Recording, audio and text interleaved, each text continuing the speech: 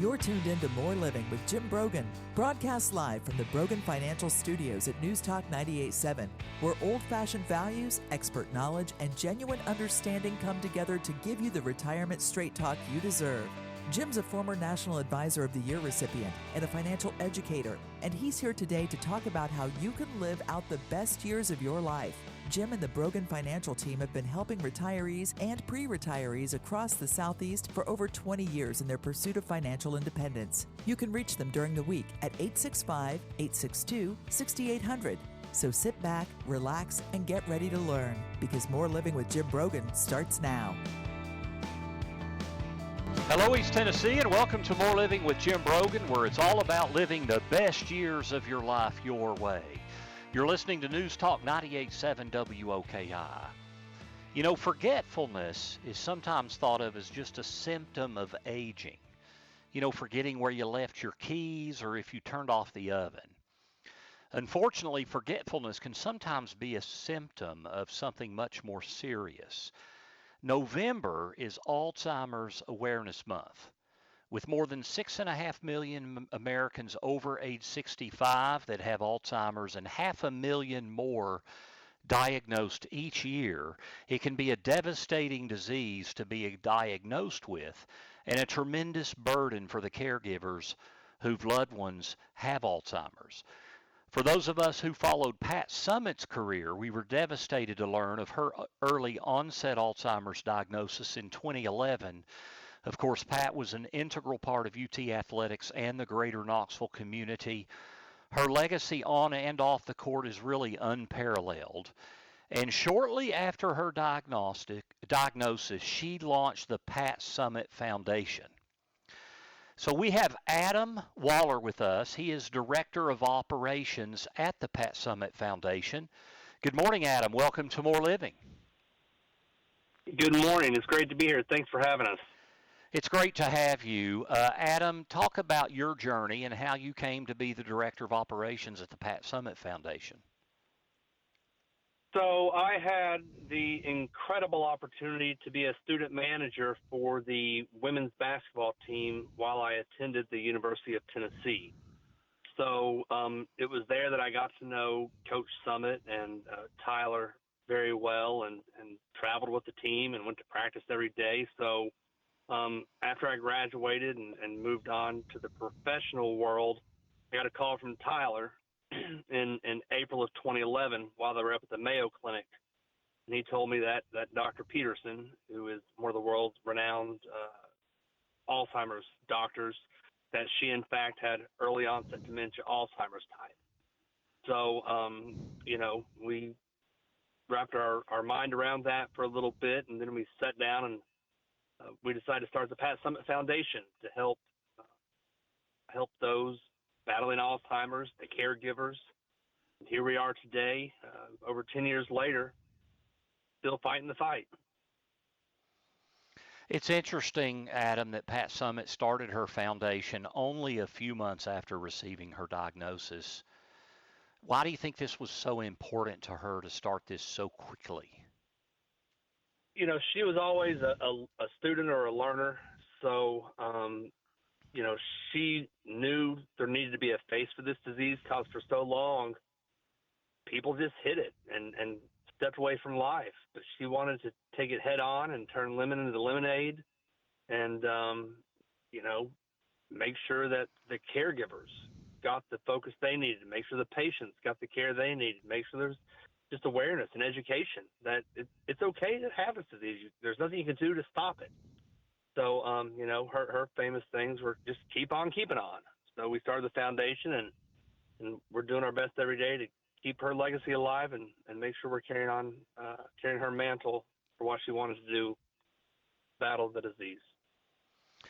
You know, Alzheimer's is kind of the headline diagnosis you hear about with dementia. There are other kinds of dementia. My father, Adam, who actually knew Coach Summitt, because he was the general counsel at the University of Tennessee for 25 years. Actually, believe it or not, he wrote her first contract as the University of Tennessee coach, believe it or not. He authored that contract as general counsel. Yeah, it's quite a story. He had vascular dementia, which is a different type, but the reality is there are many, many different kinds of dementia. What are some of the misconceptions about memory disorders? You know, I don't want to get too far in the weeds on medical stuff because that's why we started the Pat Summit Clinic to really bolster the care people can get.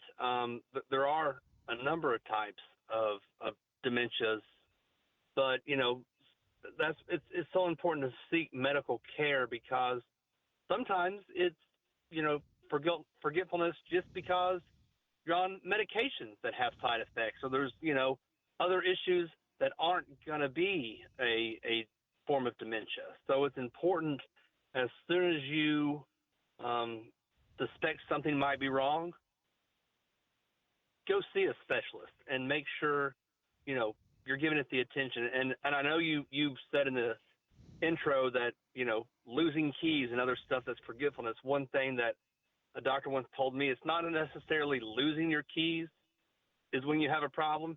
It's when you have your keys and you don't know what to do with them. And that stuck with me all these years in terms of one way to look at it.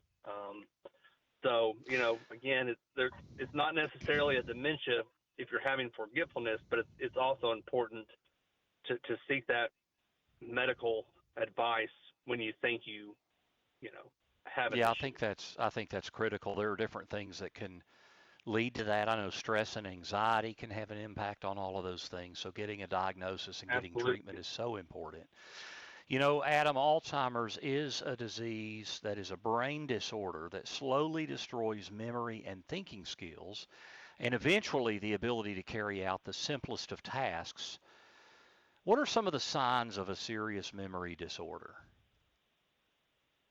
We talked about forgetfulness, not knowing what to do with your keys, not being able to complete the daily tasks you're used to, and just forgetfulness.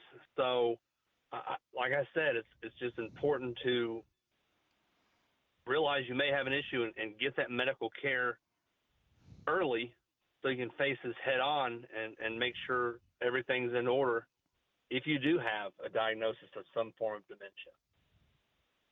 Adam, you often hear about changes in mood or personality when it comes to Alzheimer's or dementia. Do scientists know what causes the agitation that can sometimes come with that? No, it's different for each person, and as we watched Coach Summit progress through her disease, there wasn't that side. But then at the same time, you talk to some loved ones who have their patient removed from facilities because they get so agitated. And I suspect some of it has to do with, not knowing where you are and forgetting things and not recognizing who's caring for you. And I can only imagine what that's like in the mind of an Alzheimer's or other dementia patient, just not knowing. And I can understand the frustration that comes with that. But like I said, it affects different people in totally different ways. Adam, I know you're not a doctor because you're helping run the Pat Summit Foundation, but I do want to ask you just a few questions about the disease. And if you're uncomfortable answering any of these, just say so. But what should someone do if they suspect that a loved one has some signs of a memory disorder? Either meet with their primary care physician and get a referral if that's needed. And if they're here locally, obviously call the Pat Summit Clinic at UT Medical Center and ask for a evaluation. And the great thing about the Pat Summit Clinic versus a lot of other options, it's a one-stop shop. It's a multidisciplinary clinic where you can meet with the neurologist, meet with the social workers, meet with the psychologist, get all your brain scans done right there in the clinic and not have to bounce around to different offices to get all the attention that you need. So, Adam, talk to us a little bit about the mission of the Pat Summit Foundation. So when we started, we wanted to focus on a few things, one of them being awareness and education, because like I said before, a lot of people just didn't want to talk about it. They just wanted to act like everything was okay and just kind of pull away from life and just stay home and not admit that they had a memory issue. And Coach wanted to really let people know that you don't have to live that way. You can still continue to live your life even as the disease progresses. And I think she showed that by staying on as the head coach for the Lady Vols one more season, and even still attending games and doing different functions and events for the foundation up until she wasn't able to anymore. But, so awareness was a huge part in education. Another huge part was caregiver support. There's over 450,000 caregivers in the state of Tennessee alone, caring for 120,000 patients here in Tennessee. So making sure those caregivers got the support they needed, and we can talk a little bit more about what we're working on in that area in a little bit. Then also to help find a cure. And that's why we teamed up with UT Medical Center in 2015 to announce the Pat Summit Clinic at UT Medical Center. So once that announcement was made, we went to tour other Alzheimer's facilities, clinics throughout the country, and got together with some architects and the staff at UT Medical Center and designed a state-of-the-art facility there on the UT Medical Center campus. Then we started a search for the best medical director we could find, and we found a great one in Dr. Fernandez at the University of Virginia. So, those are the three focus areas was research, caregivers, and awareness and education. We're visiting with Adam Waller. He is the Director of Operations for the Pat Summit Foundation. November is National Alzheimer's Awareness Month. When we come back, I want to get a little bit more into how we deal with our loved ones as they encounter some of these issues. Are there things we can do to prevent Alzheimer's? What does the latest research say? So please stay with us. You're listening to More Living with Jim Brogan right here on News Talk 98.7 WOKI. Welcome back to News Talk 98.7's Brogan Financial Studios, where Jim Brogan is coming to you live with important news and advice to help you achieve your dream retirement. Get ready to learn and live. Here's your host, Jim Brogan. Welcome back. This is More Living here on News Talk 98.7 WOKI. I'm your host, Jim Brogan. You can catch us every Saturday, 9 to 10 a.m., and again from 3 to 4 p.m. You can also catch all of our podcasts online. Go to broganfinancial.com and click on radio. November is National Alzheimer's Awareness Month, and we're talking with Adam Waller. He is the Director of Operations for the Pat Summit Foundation here in Knoxville, and really leading the way with Alzheimer's research, care, supporting caregivers, many of those things he just talked about. Adam, how can you mentioned caregiver support, but in general for our loved ones, how can we support someone who has received a dementia diagnosis or an Alzheimer's diagnosis specifically? I think the biggest thing to me is let them know that it's going to be okay. You're going to be there with them through the end, and help them continue to do the things they love. If they love to cook, help them cook. If they love to garden, get them outside and help them garden while they're still able to. But just let them know you're going to be there for them, and, make sure they're eating healthy and eating right and just going to be carrying on the best life they can while they still can. I think staying active. I mean, I would imagine, Adam, that the weight of that diagnosis must be really difficult. I've got several clients who have been, over the last few years diagnosed with Alzheimer's. But kind of what I'm hearing from you is just staying very, very active, both physically and mentally, is so important. Oh, absolutely. And they always say a healthy diet and exercise and, keeping your mind sharp is ways to keep dementias at bay. But, there's a genetic component to it as well. And, that's something you can't change with diet and exercise. But, you're going to do everything you can to make sure you do everything you can to keep it at bay. Coach worked out every day. She ate healthy. She was sharp as a tack, always, scouting different teams and learning, speaking to, different groups. But, it just shows you that it doesn't care who you are, what kind of lifestyle you live. It doesn't discriminate. So, but just, like we said, try to stay active and eat healthy and live a positive lifestyle. You mentioned genetics. We know that can play a big role in determining the diseases we develop.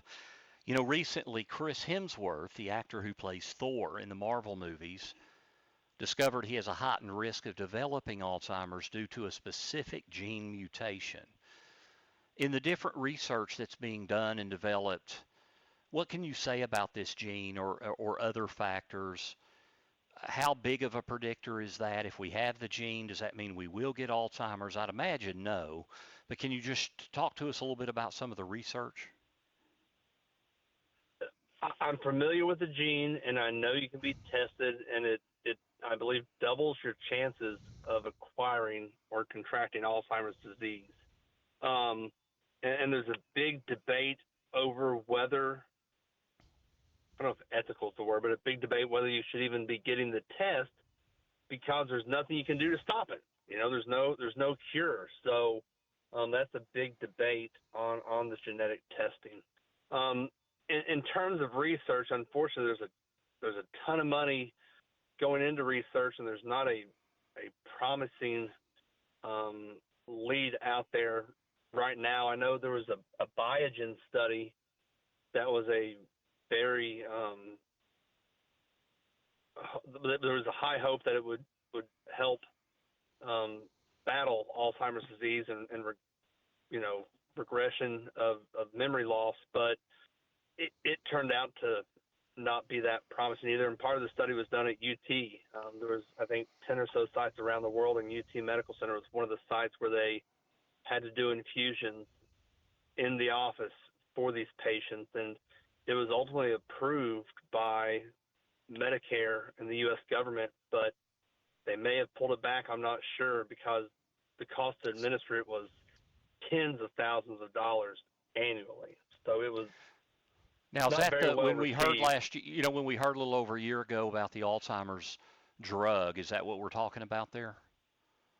I believe so. That's about the right time frame. But, there were people in the government who didn't think it should have been approved, but it was somehow approved anyways. And like I said, it was, $50,000 or so a year just to administer the drug. And it showed very little impact on slowing the progression of the disease. So, I don't even think it's being administered at the Pat Summit Clinic. So, there are some drugs that they prescribe to patients early on, and, there's tangles and plaques inside the brain, so that the drugs that you're taking initially eventually stop working, because as the disease progresses,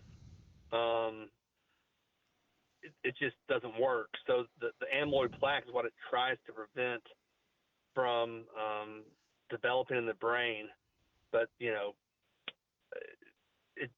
works for a year or two, and then the drugs become obsolete, and there's really not much else out there that is being done, unfortunately, to show it has any results, unfortunately. So in the world of Alzheimer's research, that's pretty much the biggest extent of it. Yeah, I mean, like I mentioned, the tangling of the tau, they're trying to figure out exactly what causes the amyloid plaque and the tau to the tau protein to just get into the brain and just stop the brain waves from communicating, and they're just not there yet, unfortunately. Adam, what about things we can be doing when we're younger? I guess there's really nothing definitive, but are there things we should be doing to, for lack of a better phrase, exercise our brains? How can we feed our brain better with our nutrition? Or is it all just speculation and nothing really scientific has really led to much there? There may be some scientific out there, but it's also important to, blood flow is a huge part of the brain, and it's closely linked to heart health. Is keeping your cholesterol down, your blood pressure where it should be, and just eating right, what you put in your body is what you are. So, and I'm not one to talk because I don't have the best eating habits, but if you eat better, you're gonna have a better quality of life, a better healthy approach to it, and it's gonna, allow that blood flow to continue to run through your brain appropriately, and hopefully put you in a better position to not develop Alzheimer's or another dementia. Yeah, I guess then you see somebody like Pat Summitt, who was, by all accounts, a picture of health. It just shows you that in many cases, things like Alzheimer's, cancer, there are just certain things out there that are just non-discriminatory. But that doesn't mean there aren't things we can be doing to improve our chances, right? I mean, whether it's reducing reducing inflammation in the body, increasing blood flow. Yeah, all those things help. And there's been studies that say a glass of wine a day, is a benefit. And there's the study a week later that says a glass of wine a day is negative. So, it's all out there, but it's an absolute fact that you need to, have a healthy body, whether it's through healthy relationships, doing different, puzzles and whatnot to keep your brain sharp. Always be learning, always be eating the best you can, and exercise. And those are the three things that I don't think can hurt at all. November is Alzheimer's Awareness Month. We're visiting with Adam Waller, who's Director of Operations for the Pat Summitt Foundation. And when we come back, we want to talk a little bit more about supporting caregivers and the different burdens that they bear. And then we want to talk a little bit more about Pat Summitt's legacy. And then maybe just as importantly, how you could maybe get involved in supporting the Pat Summitt Foundation and Alzheimer's research. So stay with us. You're listening to More Living with Jim Brogan right here on News Talk 98.7 WOKI. Welcome back to News Talk 98.7's Brogan Financial Studios, where Jim Brogan is coming to you live with important news and advice to help you achieve your dream retirement. Get ready to learn and live. Here's your host, Jim Brogan. This is More Living with Jim Brogan, where it's all about living the best years of your life your way, as you listen to News Talk 98.7 WOKI. You can catch us every Saturday, 9 to 10 a.m., and again from 3 to 4 p.m. Also catch all of our podcasts online. Go to broganfinancial.com and click on radio. As we age, forgetfulness becomes a big thing that we deal with, and understanding the difference between typical forgetfulness and when we may have signs of something a little bit more serious. It's a big, big issue, as many of you that listen to this show are. I think most of us have been affected by somebody that has some type of dementia. I know my dad had vascular dementia, which was caused by mini strokes, so a different type of dementia than Alzheimer's and different characteristics, but in, ultimately diseases of the memory. And it's difficult to watch our loved ones go through all that. We're visiting this morning with Adam Waller. He is the Director of Operations of the Pat Summitt Foundation, as November is Alzheimer's Awareness Month. Adam, for many aging Americans, being diagnosed with dementia, as I mentioned in that last segment, can be one of the scariest prospects that can affect their retirement. Now, much of the caregiving falls on the spouse or potentially on the adult children. And it's not only a financial burden, it's a very emotional undertaking that can be overwhelming. Talk a little bit about resources that are available or support groups for those individuals. There are support groups hosted throughout East Tennessee by Alzheimer's Tennessee, and they have some good resources on their website for those. I know COVID messed with those a little bit, and they had to go virtual. There's also a 24-hour support line that's hosted by the Alzheimer's Association.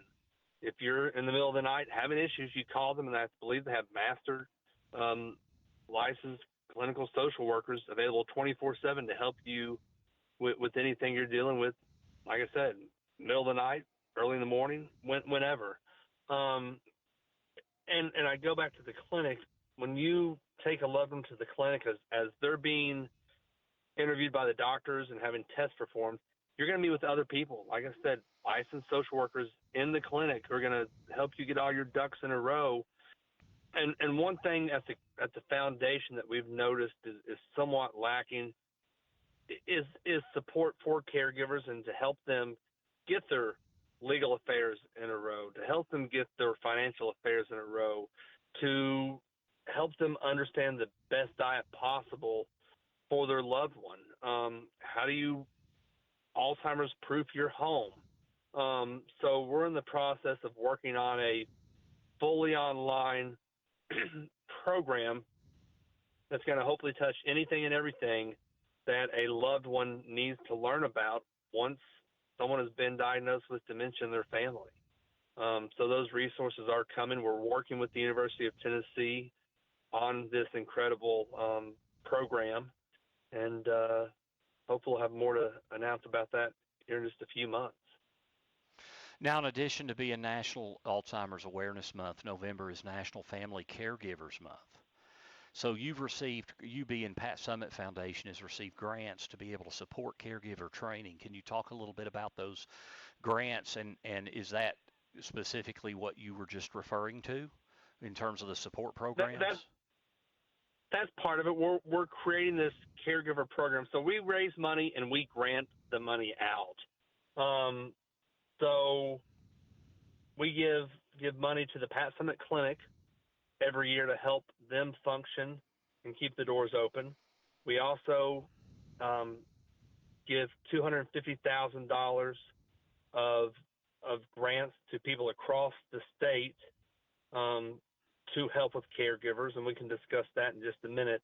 Then we're also doing some other strategic grants throughout the Southeast. I know we're getting ready to announce a grant in Kentucky, and there's going to be one one down in Louisiana, I believe. So we just have some really cool things going on. But like getting back to the caregiver program, we will have that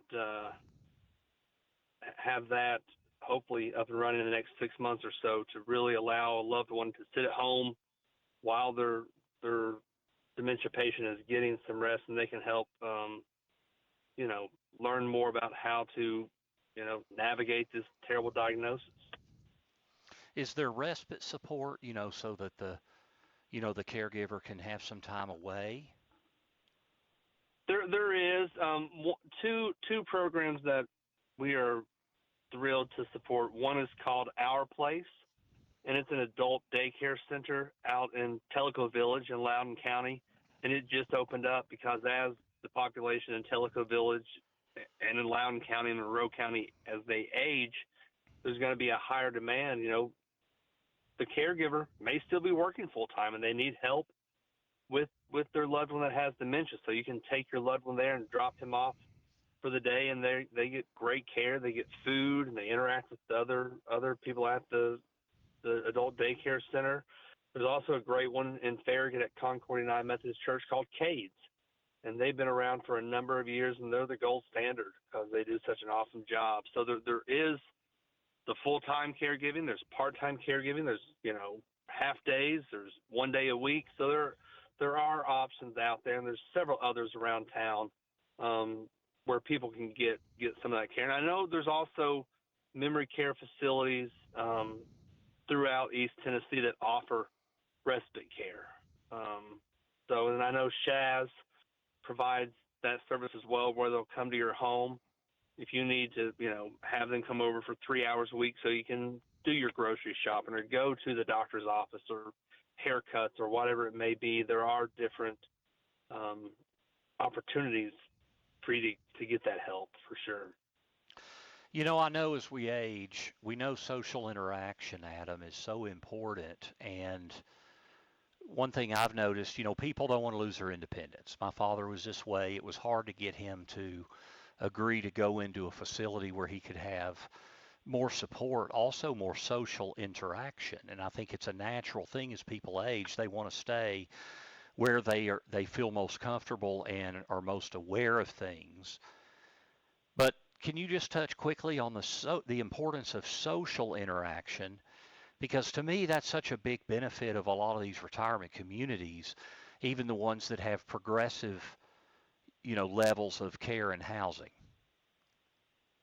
Yeah, absolutely. It just stimulates the brain, and it does no good to sit at home on a couch in front of a television all day, and you're going to lose your ability to interact with people, lose those social skills, and that's just going to make it a worse and worse situation if and when they make it to a facility because they're not used to interacting with people.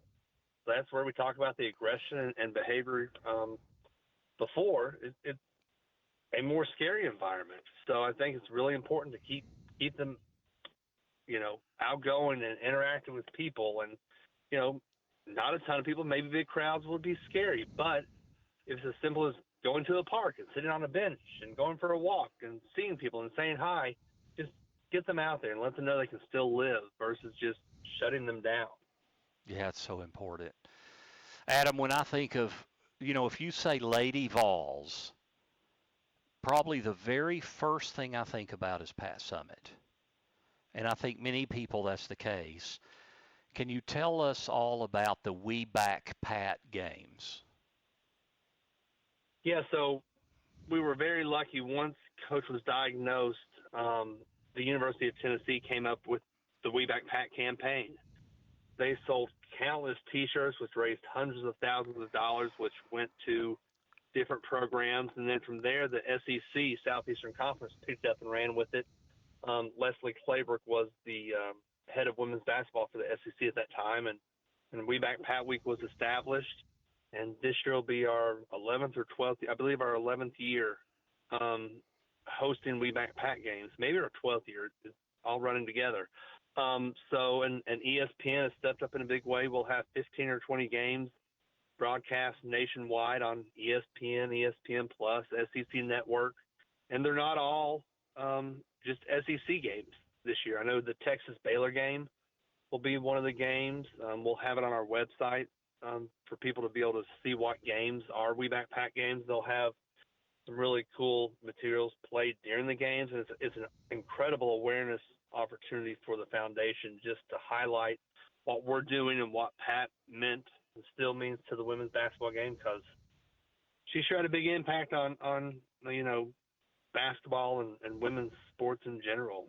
It's incredible what she was able to accomplish during her time at UT.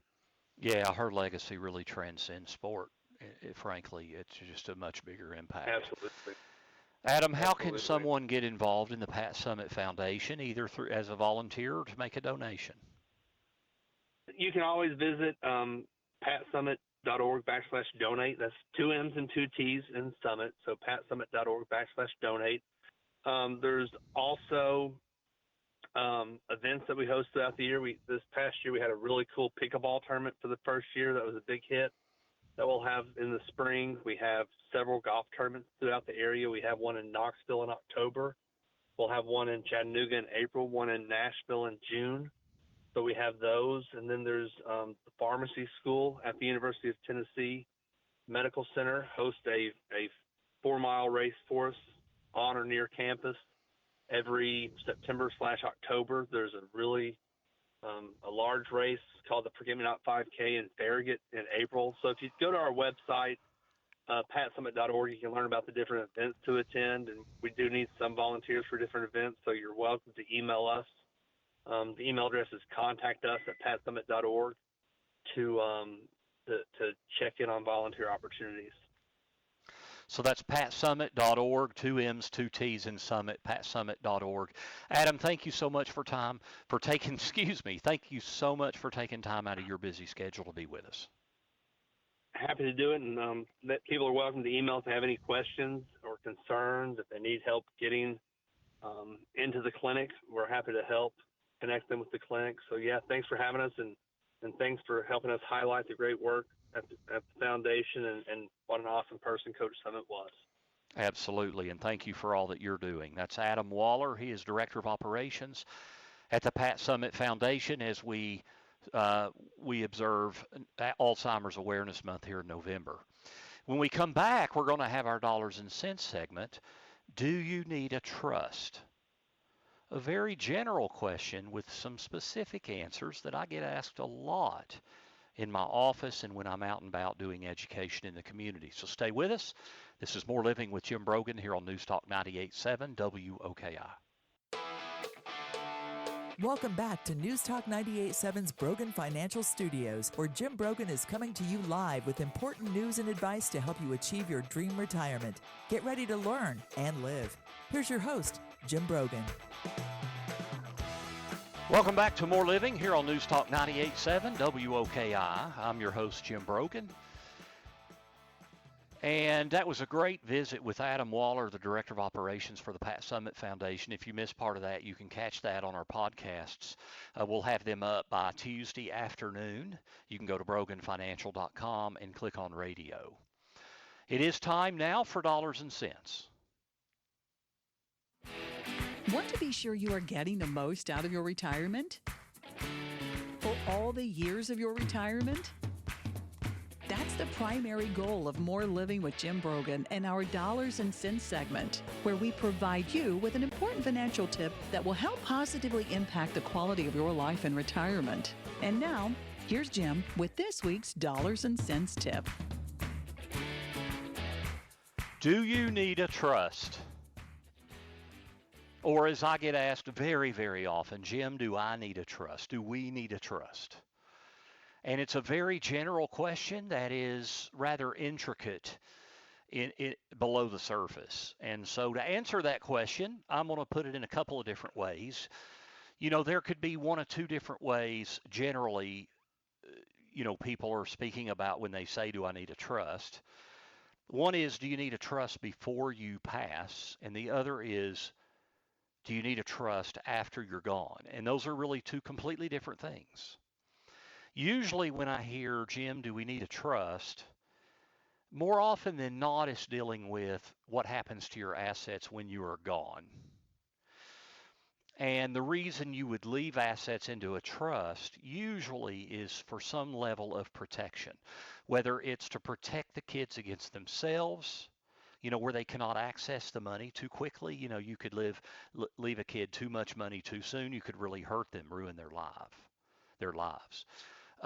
So a lot of times it's for that reason. Sometimes it's for creditor protection. Maybe you have a child that's a doctor and you want those assets to be protected. Or if it's a large estate, you may want it to be protected from, the in-laws, because in-laws can become outlaws. What if your daughter gets a divorce?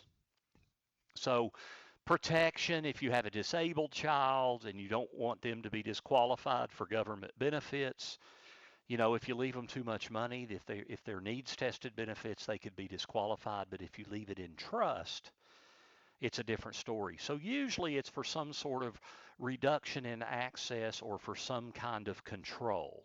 It could be control for your spouse if your spouse were to remarry or if you're in a second marriage. So control, restricted access. But that's for when you're gone. The other reason sometimes people will ask that question, do I need a trust, is referring to setting that trust up now. And what they're really asking is how the assets are administered upon their death. And usually what that's getting to is if you create a living trust and put your assets in the living trust, then they would go directly to your heirs after you're gone. And those are really two different things. So that's an important thing to answer, because if your concern is what happens to the money for your kids or your heirs, and you want either restrictions or control or protection, then that really has nothing to do with whether you would have a trust now. And so having a trust now, the number one thing that comes up is the difference between will-based planning and trust-based planning. In a will-based plan, the will, when you pass away, will create the trust. But if it's going through the will and then going into the trust for your heirs, that means it will go through probate. Probate in Latin means prove the will. Trust-based planning is where you put everything in the trust now, or you name the trust as a direct beneficiary, and then it bypasses probate and directly goes into that trust upon your death. But that's really a different mechanism at all entirely. That's talking about how your estate gets administered upon your death. Does it take time? Is it private? Does it cost money? All of those questions. So they're two different things. Now, the other thing that could come up with a trust now is you might create a trust now and make irrevocable gifts. It could be to benefit someone else. It could be to benefit a charity or a church. You might do that to provide benefits for you now, in addition to tax benefits that eventually would be passed either to your loved ones or to the church or charity. But those are really more complicated things. So normally when I am asked, Jim, do I need a trust? It's really about how the estate is going to be administered when you pass away. Will there be a probate process? And then the second part of that is, do you want some sort of protection or restrictions or control of those assets upon your death? So ultimately, these are important estate planning considerations that should be coordinated with all of your professionals, including your financial planning, your estate planning, and your tax planning. That's our Dollars and Cents segment for this week. You can find this week's Dollars and Cents segment and others by visiting BroganFinancial.com. Do check us out at BroganFinancial.com. We've got lots of resources. You can click on resources. We've got some complimentary guides that you can download, including 5 steps to securing a financial plan. You can also click on our blog that we publish every week. You can also listen to all of our podcasts of the radio show as well as my Dollars and Cents segments by clicking on radio. Again, that's at BroganFinancial.com. This week we've talked about dementia and Alzheimer's research, because greater health provides for more living so you can live the best years of your life your way. Thank you to Chris for engineering the show. Thank you to Jill for helping produce the show. We'll see you next week. Thank you for tuning in. This is More Living with Jim Brogan, only on News Talk 98.7 WOKI. The views expressed by Jim Brogan and his guests are not that of Cumulus Media. Any discussion of financial, legal, and tax planning strategies is not intended to be individualized advice and is general in nature. Always consult with your advisor for advice specific to your needs. This program's content does not represent a recommendation of any particular security, strategy, or investment by Jim Brogan or Brogan Financial Incorporated.